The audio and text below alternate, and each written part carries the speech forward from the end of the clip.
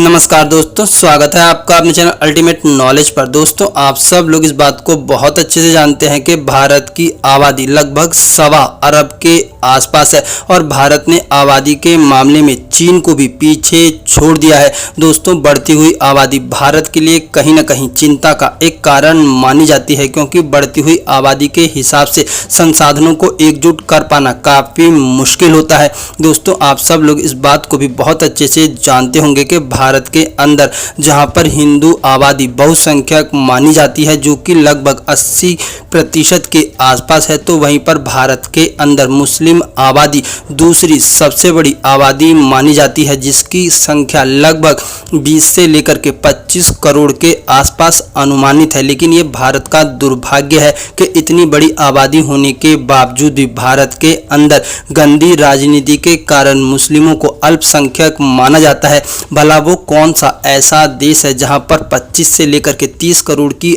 आबादी को अल्पसंख्यक कहा जाए? दोस्तों, ये भारत के लिए सिर्फ और सिर्फ आने वाले समय का एक ऐसा काल और एक ऐसी विडंबना है जिसका असर भारत पर बहुत बुरा पड़ सकता है। दोस्तों, ये भारत के लिए आने वाले समय की एक ऐसी बड़ी समस्या है जिसका समाधान अगर जल्द से जल्द नहीं किया गया तो इसका प्रभाव आपके और हमारे आने वाले बच्चों के भविष्य पर जरूर पड़ेगा। दोस्तों, जहां पर भारत के अंदर पहले से ही इतनी बड़ी मुस्लिम आबादी है और उसके बावजूद भी भारत के अंदर आए दिन बांग्लादेश से घुसपैठ होती रहती है। दोस्तों, आप सब लोग जानते हैं कि भारत के अंदर लगभग ना जाने कितने करोड़ अवैध बांग्लादेशी और रोहिंग्या लोग आकर के बस गए हैं और भारत की गंदी राजनीति के कारण इन लोगों को भारत देश के अंदर हर तरह की सहूलियत मिल जाती है, क्योंकि भारत में राजनीतिक पार्टियां इन्हें सिर्फ और सिर्फ अपना वोट बैंक मानती हैं। दोस्तों, भारत के अंदर कई जगह इस बात की पुष्टि हो चुकी है कि भारत में रहने वाले अवैध बांग्लादेशी और रोहिंग्या लोगों के पास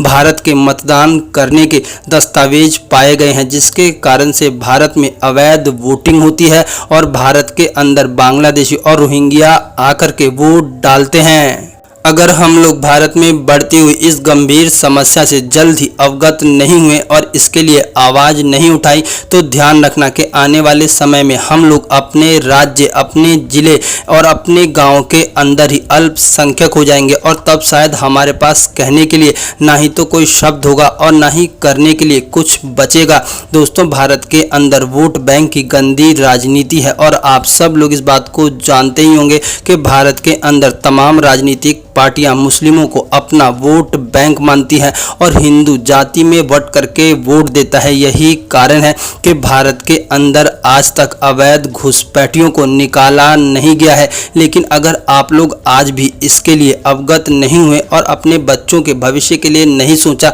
तो शायद आपके पास कल कुछ करने को नहीं रहेगा।